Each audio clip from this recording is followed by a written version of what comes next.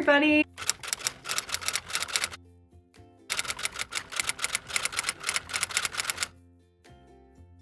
Welcome back, or welcome to my channel. If you're new here, I am Donnie and I did the Disney College program in fall of 2021. So recently I've been getting a lot of questions from some of you guys asking me about the application process and the WBI and kind of the time frame in which you hear back if you got accepted or NLIC. I kind of wanted to answer all those questions in a video for all of you guys, or for whoever wants to hear about it, and kind of tell my experience, because I know my experience was a little bit different and out of the ordinary, so I thought it would be nice to kind of hear from me and kind of get a feel for what applications and the WBI are like in 2021/2022. I think one of the most important things to do if you're really interested in the Disney College program is go on their website right now and make sure you're signed up for email notifications so you know when applications are out, if you want to apply in the future, and if you want to apply right now, applications are open. They don't stay open for that long, so make sure you get on that. I was one of the first arrival groups when the DCP came back in 2021. I was the second week arrival and my roommates were the first. And so basically I had signed up for emails back in 2019 or 2020. I know it was at some point when the program had ended, so I think 2020. So I got that email at like 7 a.m. on May 25th, I'm pretty sure, and I woke up at around 9 or 10 and I saw the email and I just filled it out. I didn't really think twice about it or like prepare for it. I just kind of filled the whole thing out. On May 27th, I had to catch a flight to New York in the morning. And so I woke up that morning and I was just packing everything last minute, making sure I had everything ready to go, and I was just ready to go.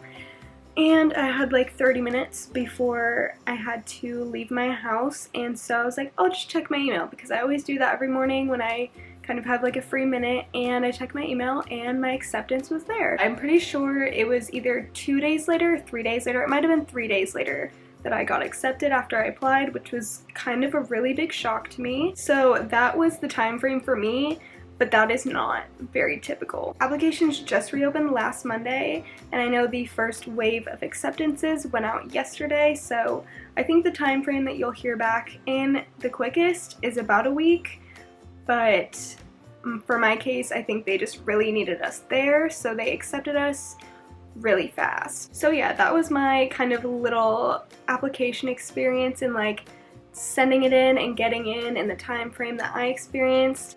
But now I want to get into the actual application and what it entails, what you should put on it, what you shouldn't put on it, and stuff like that. For the application, most of it is either drop downs or fill in the blanks. It's really not that complicated. It'll probably take you 5 to 10 minutes max to fill it out, and it's not about like speed or proficiency. They just really do want to get to know you and what you've done and what you can do and stuff like that. So you can definitely have a resume ready, you can have a cover letter ready. I know there's a little slot at the beginning where you can insert them. I personally didn't do that. I don't know if that helps or if it doesn't, but I just personally didn't do it. And then it's just asking you basic questions about yourself, like your name, your age, all that stuff. And then there's a certain section where you can manually put in your job experience. I didn't really go into it too much. I did maybe 4 to 5 sentences just because the application,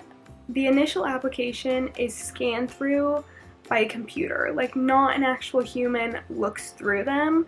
I'm pretty sure. Don't quote me on that. I don't know if that's true. But from what I've heard, it is like a computer and it just searches through looking for like keywords, which I also want to get into that in a second. But you don't need to go overboard kind of making yourself seem like this person that you're not, because they're not looking through it that efficiently. They have thousands of people to look through. I just think for the application, in your work experience and all of that, just make yourself seem presentable and professional. Other than that, the application just has a bunch of questions asking you about your availability and stuff for like holidays and hours and stuff like that. Say that you'll be able to do holidays, say that you'll work like long shifts, early morning shifts, late night shifts, overnight shifts. Just say yes to everything because that will up your chances. And now with the application kind of coming to a close, I wanted to get into keywords. I have been hearing about keywords a lot lately, mainly with this new application group that is going in and applying right now. I had never heard about keywords until maybe 2 months after my program started. I had no idea what anyone was talking about when they were saying that until someone explained to me, and I will explain to you what that is. So basically, keywords are certain words that Disney is looking for in your application to make you stand out and be more likely to get accepted. Do I think this is true? Not really. I don't think that there's any keywords that will get you into the DCP. I personally didn't use any keywords. I'd never heard of that before I applied. I didn't hear about anything before I applied. I just kind of applied on my own and just so happened to get in. So just take it from me, someone who didn't put 110% into their application.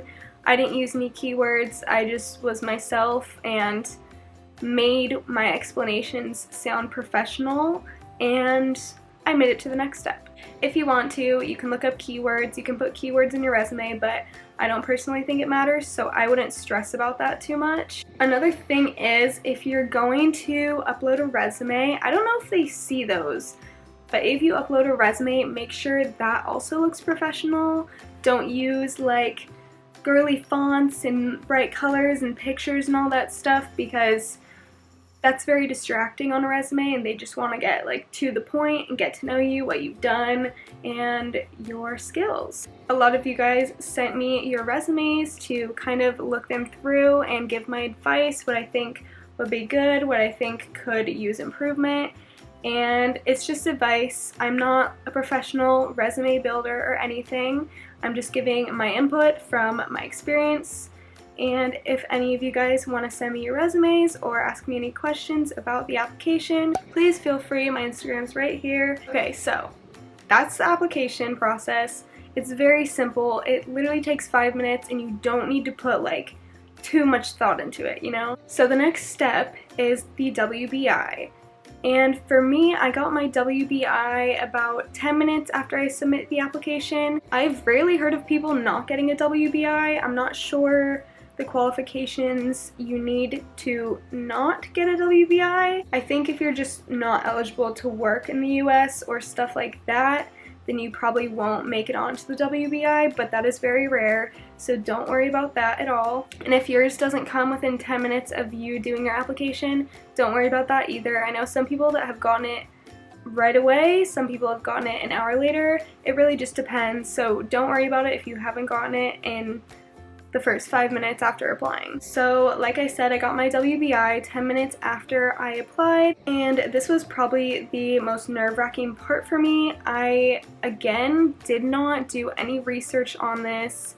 I remember watching one video when I was younger about the whole process, and I remember the WBI, but I did not remember what it entailed. I've also barely heard of anyone not passing the WBI, but I want to give some tips just in case you are a little nervous about it and just want to feel more sure and secure with yourself. So with the WBI, there are about 5 parts into it, and they're all timed, and it's basically like a 1 to 5 scale, or like a most likely to least likely scale. And the time is not to scare you. I think it's just so that you don't overthink it. They just kind of want it to come naturally to you, your answers to be the most accurate about yourself, like what first comes to your mind when you see the question. I think that's the reason why it's timed, so don't let that scare you. You get like 20 to 50 seconds for certain parts, and that's actually a long time, like if you think about it. I think my biggest piece of advice and my biggest tip for the WBI is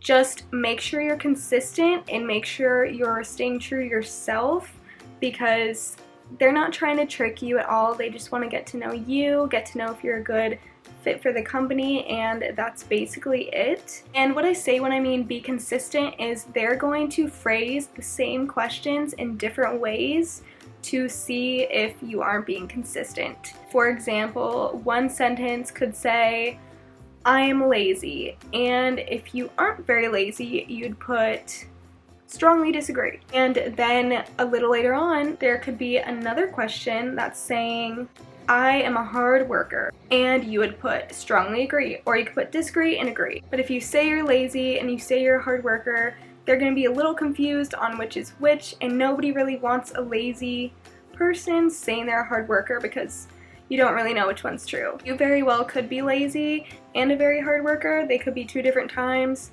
but they don't know that. It really is like a computer generator going through your questions. So just to be safe, be consistent, pick a certain path. That's just my advice. You don't have to take that at all. You don't have to believe it at all. I don't know for sure if that's a fact. That's just what I did, and I passed mine.